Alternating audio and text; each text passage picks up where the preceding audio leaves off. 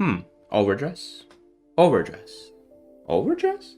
Alright. What's up, amigos? Commander Jaime here today, and we have some exciting news. We have the new Overdress series, and a lot of info has been leaked and revealed on stream by Bushiroad themselves, and we're finally at this point where we had a couple days just to simmer in, and really today I'm going to take some time, just my thoughts about it. There's plenty of information that you guys can reach out and see for yourselves too. So really this video is just like my thoughts on this, and of course with content creation moving forward too. So let's get right into it. So starting off, we have the anime. So if we go up here, we're announced very exciting news. So one of the things that I really liked about the anime is that the character design is actually going to be made by Clamp. So Clamp is actually a good company that has made multiple animes and of course mangas that have a really good art style that I like. It's a lot more mature too, and if you can tell with the trailer too, that is a lot more mature looking art than it was in the prior series. If you watch the prior series for Vanguard.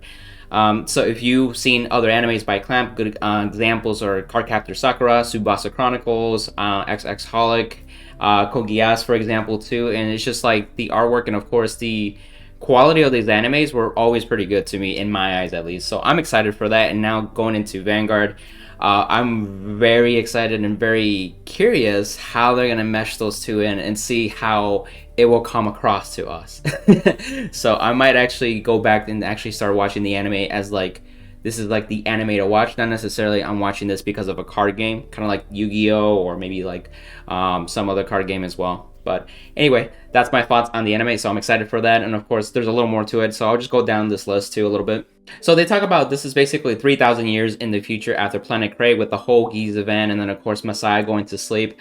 3,000 years is a lot, right? If you really think about it, a lot can happen, and as we can see that all the clans really merge into their own nations, right? This is the map as you can see it, and honestly it's really cool. It kind of reminds me of like Avatar the Last Airbender, so like the whole Fire Nation and then of course different nations too. But what's really cool is that they even gave us like a little chart where all the clans became certain nations. For most of these clans, it just made more sense that there were going to be, you know, what United Sanctuary was is now Ketter Sanctuary, for example, and the whole Dragon Empire stays Dragon Empire the same. But really what was different and affected me and a couple of my buddies as well is the Zoo and Magnolia nations becoming into a new one called Stoicheia. I think I'm pronouncing it correctly. If I said it wrong, oh well. We'll learn as we go, right? I said it how the trailer is. And what's really cool about this is that both Grand Blue and of course Aquaforce, as you can see over here on the right, really stuck together and said like, hey, you think of what I'm thinking? It's like, absolutely, you know, aim for the bushes, right? The Zoo Nation obviously has a forest with Neo Nectar and of course Great Nature and so many of the clans with Mega Colony. So there's a little meme for that for you. But the point is what's really cool is that all these clans are really, for the most part, really rearguard centric.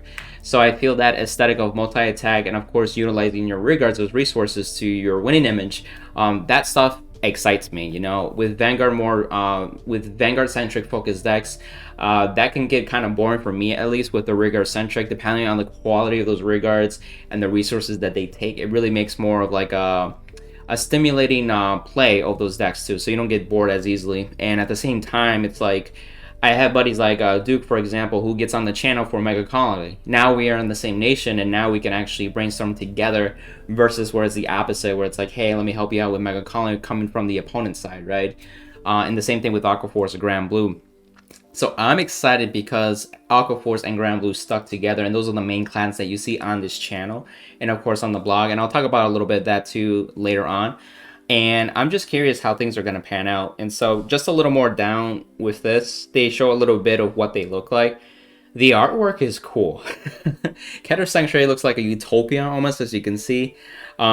This is like more like the, you know, the Royal Paladins, the Gold Paladins, and Oracle Fintech and Genesis. And I'm curious how things are going to pan out too, since like clans like OTT and Genesis sometimes can get like mistaken to be almost the same thing in a way, and then the Paladins are like just Paladins, just with different colors in a way. But now everything's in one nation, you're playing as one nation, and so that's kind of cool. Like everything's finally come together at that point. And of course they have their own aesthetics too.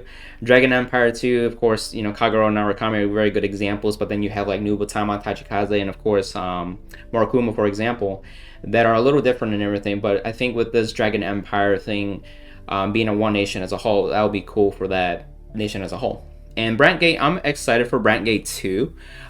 With Link Joker, I like the Star Vader aesthetic, and they showed some art that looks like Link Joker or Star Vader, and I thought that was pretty cool. And they combined, of course, Dimension Police and, of course, the Nova Grapplers, right? And just putting them finally together. I'm curious how they will pan out, because I know before there was that clan booster that they had where Chaos got a lot of power, Victor got a lot of power back in like G era at the late. And now we can see this as an actual like One Nation, so that's pretty cool. I might try it out, to be honest. I'm curious how they're gonna pan it out, especially with the artwork. I feel like the designs are kind of luring me in into trying different nations at this point, and it's a fresh start. So who knows? They might change things a little bit to my liking.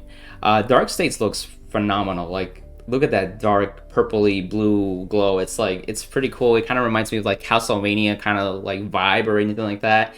And it's, you know, of course, Dark Irregulars. I've always had an interest with Dark Irregulars, and at one point I did Blade Wings, but I ultimately got rid of them because I didn't feel like I was enjoying the clan as a whole, or at least that deck for me playing that deck. But I felt like Sharhad and, of course, like Castillo with Giera, and now what it is Premium, I felt like that was something that I could enjoy, but never really invested into it. And so Dark States might be something that I'll tinker as well, just to see. So I'll be messing with basically 3 nations in the new format, and I'll talk about that too with the new format. And of course, Stoicheia, as you can see with the art, you can see forest-like trees, bushes, the city like utopia within the nature, and then you got the water going along with it. It kind of reminds me of like the Atlantis level in Final Fantasy 15.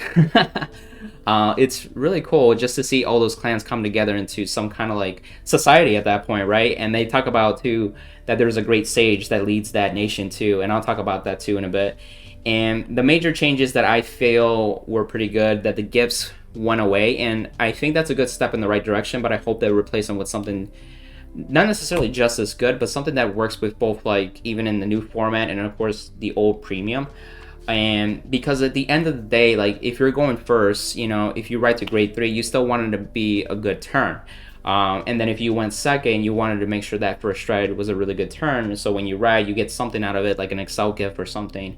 And I just, for me, when I play a deck, I like to see those turns, how they pan out, because it sucks when you have a really bad grade 3 turn, or your first stride isn't that great, whether you have your first grade 3 turn being the first push, you know. And it's just, I hope they find something that makes sense and avoids being like broken and everything. We've seen with Ezo, we've seen like with Mordred in the beginning, and we've seen like now with like Gargoyle, Luard a little bit and everything. But at the end of the day, Bushiroad's learning from their mistakes, so I'm sure it's going to be a good thing.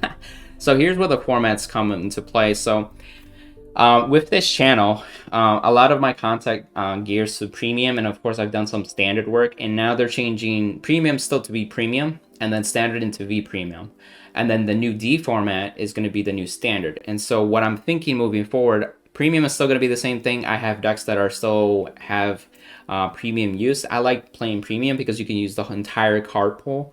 I know people have made the references like the Eternal format. And I just like playing that. And so feel free to tag along and stay along with the channel, because that content is still going to come. And I'm excited with that. With the new Standard, I'm curious how things pan out. And everybody is in this phase where like it's exciting. Everyone wants to try this new format. We're going to see more new people that haven't been around for a while, who knows, and maybe some even new players, especially with the trial decks that they're talking about being so cheap. And so I'm going to do some Stoicheia content, or yeah, Stoicheia, if you pronounce it correctly, that content as well. And with that being moving forward, you'll see a mix of like Grand Blue, Aquaforce, Genesis, but like have those clan identities still there, but have the new nation identities as well too. So I'm looking forward to that, because I saw it at first, it kind of was scary, because it was like, wow, we just lost our clan identities in a way, and what does that mean for people like me, where we have like kind of a clan identity to our own brand, right?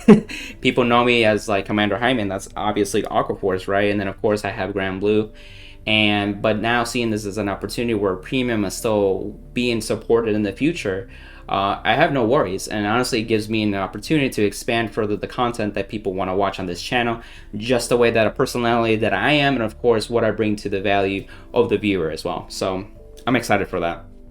Now with the right deck, this is something to help consistency, but it's only available in the D format. I think that's a good idea to start with some fresh new cards. Could you imagine if you had a right deck in Premium right now, you would always grab Zarzan as your grade 1 target. And everybody, even Zarzan is at 1, all you need to do is write it in, and then any other deck that can actually abuse it from the soul later on, then it goes from there. But you get my idea. And imagine if you have like Grand Blue where you just open up with Columbar V 100% of the time and you write it and you get your pieces and everything. That just makes that whole consistency very good, which can be a little unfair with other decks. And I get the pros and cons with that. So I'm hoping that their character design, or the card design I should say, there goes with the right deck to a point where it isn't like as broken, where one nation gets some absurd like grade 1 or grade 2 that just makes things like in their favor that instantaneously. But I do like this because then you don't have to G assist. There's actually some competitive play where you actually would want to G assist to prevent a certain misride to happen, or just to make sure that, you know, certain things were to happen. Because like a good example would be the Zarzan Night Rose deck that I showed off. Evan had made a good point. He played lower grade 2s to make sure that he would open up with Columbard to get the Zarzan, right? So things of that nature. But then again, if they have the right deck, then you just grab the pieces that you want, and so it fixes that too. So overall, this is a good thing. I'm glad that they're doing it in the new standard only, and then everything else is still the same as just where we used to. So moving forward, we have the new trigger. Honestly, it's kind of interesting. So when I was listening to the English one, the stream, they talked about it's one of those cards where in the moment it changes the whole game, and it has that excitement. It has that like if you were losing, this is the one card that makes you come back, or if you were already winning, then it kind of just seals the deal, and it has that extra effect. And I get it, like it's like the excitement, the thrill of it, in like in a show, for example. But in competitive play, like this can be very annoying, and it's only one card that I'm aware of that's going to be played in your deck, so it may not come up as often as you would think. But like for me, for example, when I play tests, especially like let's say with Aqua Force, I always made sure my battle formations accounted for my Vanguard not driving triggers, for example, right? So if my opponent got a trigger and I didn't get any triggers, can I still push that 6 damage? And then I even took it a step further. It was like, what if they get a 6 damage heal? Can I still push for that 7 damage, right? And things of that nature. But when you have something like this, I'm like, I don't even know what to do in that case, you know, because it's like Aqua Force can only get so big, and this is like 100 million power. Like, I don't know, but we'll see how things pan out. And they have additional effects, so maybe the additional effects might make up for it. Of course, right now we're just seeing one that gives $100 million to another power or something. I'm sure each nation is going to have like a cool effect that makes it like stand out at that point. So with the new products, like they mentioned, this is where I was talking about like the new starter decks. They actually have them for $4 each, and they're all doing all 5. As you can see, they kind of remind me of the Tsubasa characters. We got Sharon over here, we got Kurogane, we got Fai, we got Sakura, and then this is somebody new, brand new to the show, so we have no idea. But as you can see, you can start off the game with every nation. And not only that, but their first booster, they're starting to support the 5 nations each booster. So every set now moving forward, even if it's like 2-3 months in between, your nation will get support. And I think that's a really good thing, because it lets you have the option to really keep upgrading into your decks and everything. I think one thing to keep in mind is how many nations that you plan to play, and also keep up to date, because it can get really expensive still if you play like multiple nation clans, or nations I should say, and then you keep updating them. And so now you need all those cards too if you feel like I need to update them, otherwise my other cards are obsolete or something. And I think what's going to happen too, because there's so many clans that went into the single nation, maybe each booster might have a different taste or direction for that specific nation. Like for example, they don't have it here, but for example, they're gonna have like the Great Nature stuff, looks like for the first starter deck for Megumi over here, which is our character. And maybe in the next set, then we'll see something maybe like more Mega Colony, or maybe more Grand Blue, you know, for that case. So I'm curious how they play that out, but I don't mind with the clans that are being in Stoicheia, like just playing it out. Like as long as there's like some multi-attack, some aesthetic that just feels like the clans that I'm already used to, then I'm okay with it, and I'm open to that. And I think it opens the options to have like additional mechanics or skills that we haven't had before, now that they combine together. Like for example, Aqua Force would appreciate a card like Columbar V from Grand Blue, just to help like with consistency and getting combo pieces to do their turn. And I'm pretty sure cards like in Mega Colony, I've appreciated other cards from like Neo Nectar or Great Nature. I know Stand Up the Story you had mentioned, he was like, imagine Aqua Force with multi attack, but also with Great Nature's draw power, like things of that nature that makes it more exciting. And lastly, just with the products over here, before I start diving into the content creation at a deeper level, as you can see, we still have the Clan Selection Plus coming up. We have both Volume 1 and Volume 2, February, April. And going into like May is really the big time for English, at least. I think this is English, and if not, correct me. But point is, they're coming out with the starter decks, and then as you can see, it's May 14, and then literally the next week is the actual booster. So you'll get a week to try out the decks, but I'm sure since they're the preliminary starter decks, you'll probably get a handle of it in one day if you play for, you know, multiple games throughout the day with your friends and everything. And then if everybody tries a different nation, you're also learning how to play against that other nation too. So it should have a good feel where you feel like you can actually get something from the booster and support the main nation that you actually want to play moving forward. For me, I know I'm going to get Zokaya for sure, no matter what. I just want to try it and make sure I go into it and making sure that that's something that I want because it's my main clans, obviously. And what's cool is that I'm gonna see how those clans can, those cards can go back into premium too, because I'm not sure if it's been legitimized yet, but the idea is that some of these cards are supposed to be usable from the original clans. So Grand Blue and Aqua Force can use the same Stoicheia card, for example, but we'll see how that works out too. Now into the other part of the video is really the content creation moving forward. I actually made a post on my blog here, Rogue with the 7 Cs. I actually updated, as you can see, it's a Grand Blue and Stoicheia blog now.